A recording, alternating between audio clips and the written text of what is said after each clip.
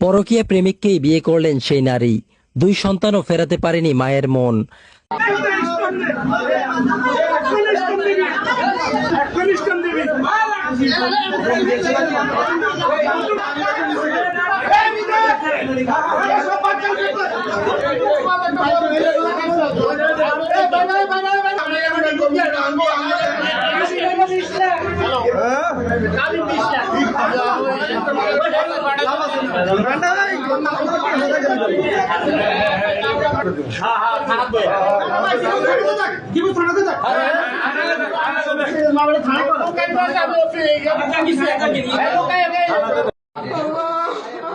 চাঁদপুরের হাজীগঞ্জে ঘটেছে চাঞ্চল্যকর ঘটনা।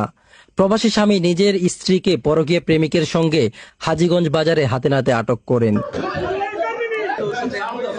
জানা যায় প্রায় 10 বছর আগে শরীফুল ইসলামের সঙ্গে তার বিয়ে হয়। তাদের রয়েছে 2 পুত্র সন্তান। শরীফুল দীর্ঘদিন কুয়েত প্রবাসে জীবন কাটাচ্ছিলেন।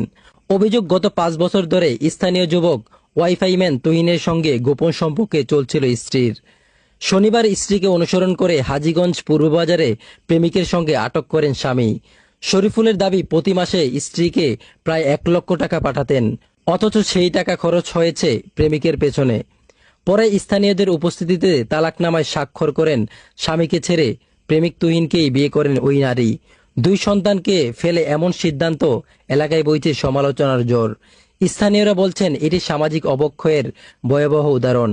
এই ঘটনাটি আপনি কিভাবে দেখছেন অবশ্যই কমেন্ট বক্সে লিখে জানাবেন। চাঁদপুর সহ দেশের সকল আপডেট পেতে আমাদের সময় অসময় ফেসবুক পেজটি ফলো করে রাখুন।